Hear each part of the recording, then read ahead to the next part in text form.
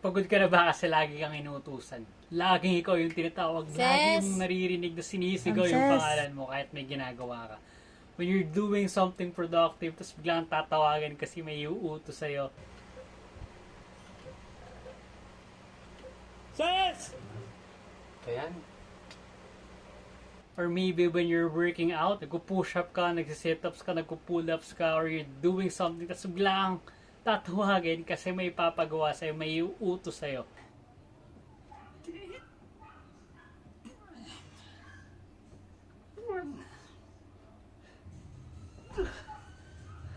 Ses? Ah.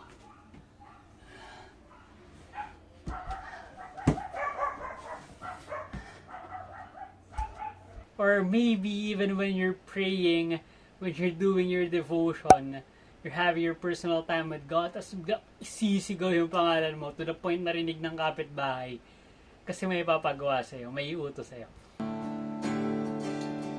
In your name, we are saved, we are healed. In your name. Yes!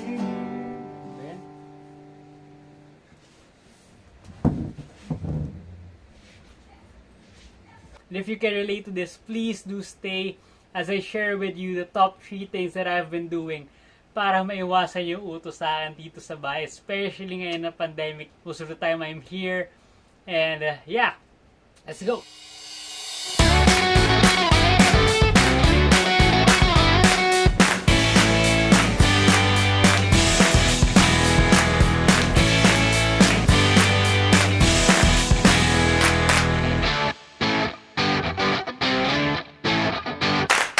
Again guys, I will be sharing 3 things with you, and as I share with you the top 3 things, tips and tricks, I will also be sharing the pros and cons, the advantages and disadvantages of each tips and tricks.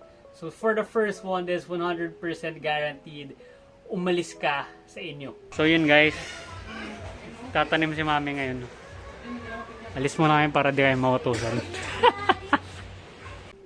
Go somewhere. Umalis ka, gumala ka.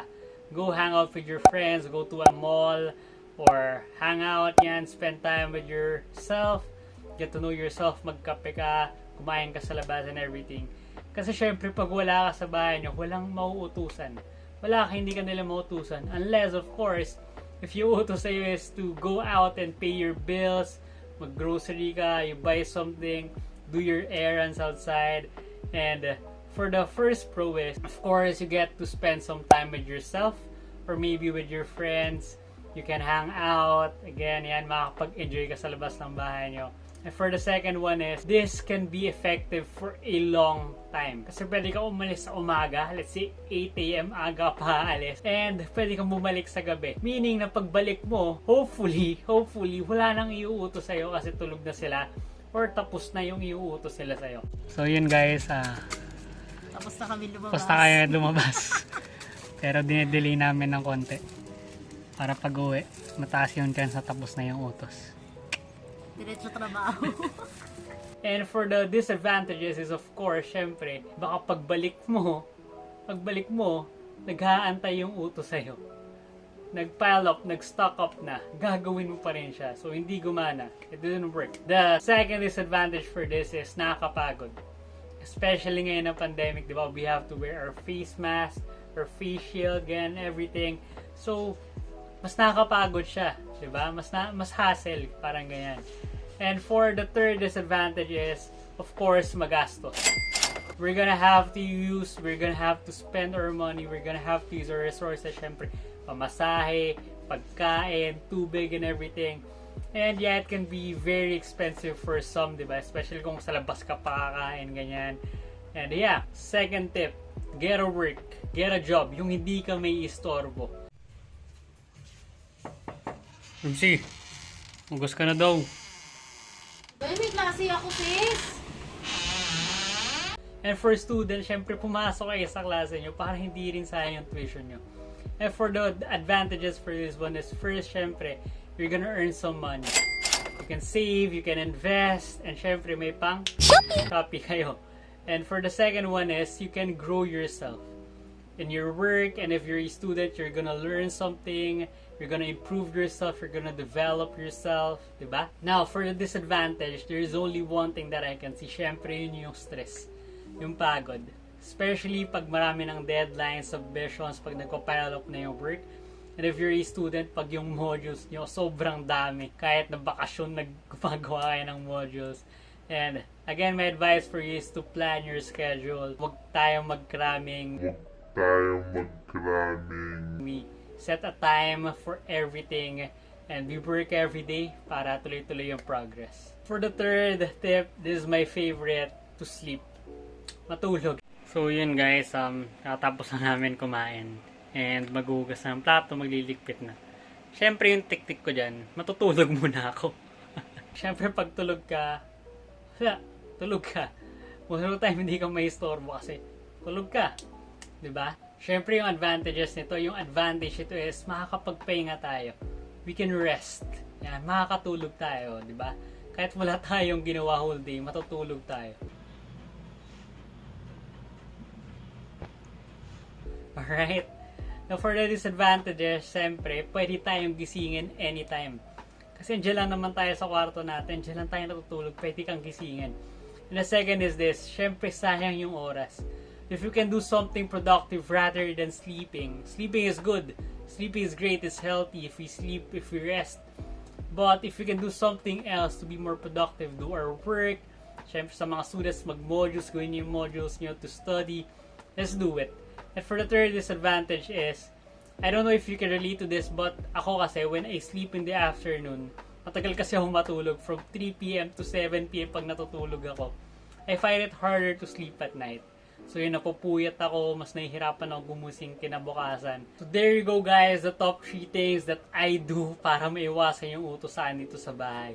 But before you go, I would like to share with you something that I learned this pandemic kasi ang dami talagang utos, especially yung time na ginagawa yung bahay, may pinapagawa dun sa taas. Lagi akong tinatawag para bumili ng materials, ganyan, everything. Magpapatulong, ganyan. And this is something that I learned during this pandemic kasi ang dami talagang utos. There was a time na sobrang busy ko with my computer work. Kasi for those of you who don't know, I am working on my apprenticeship right now to be an architect someday. So nagumagawa kami ng plano, 3D modeling and everything, rendering, and all these kind of stuff. And it's very, very time consuming. Kasi kailangan nakafocus ka, kailangan nakatuto ka. And I don't know if you can relate, but sometimes I'm in the zone. Yung very motivated, very focused, and very energized. Gusto ko talaga siyang gawin, gusto ko talaga siyang tapusin, na nakafocus talaga ako. And if we're in the zone, parang ang hirap pag bigla ko aalis kasi may utos sa akin. And that's what's happening during that time. Every time na gumagawa, bigla akong tatawagan kasi may papabili, bibili ako semento, ganyan. Or tatawagin ako kasi bibigay ako ng pagkain para sa mga nagtatrabaho and everything. And in my mind, it was very, very troublesome. Kasi aalis ako, tapos babalik ako, tapos like, I have to start again. Parang kailangan ko pumunta, bumalik ulit dun sa zone. And sometimes, nawawalan ako ng gana magtrabaho. So it's very, very hard for me to focus, to stay focused during that time. And it got me to a point na gusto kong magreklamo. Kasi wala naman ako napapala sa mga utos, diba? Nasayang yung energy, yung effort ko, yung time that I was supposed to be using on my work to stay focused, to finish early. And napupuyat pa ako paggabi kasi I couldn't work on the morning, I couldn't stay focused, so sa gabi ko na lang siya gagawin para tuloy-tuloy. And it was really hard for me. And during that time, I realized something. Hindi lang ako yung nag-sacrifice. Hindi lang ako yung nag-sacrifice. Now, my dad is a seaman.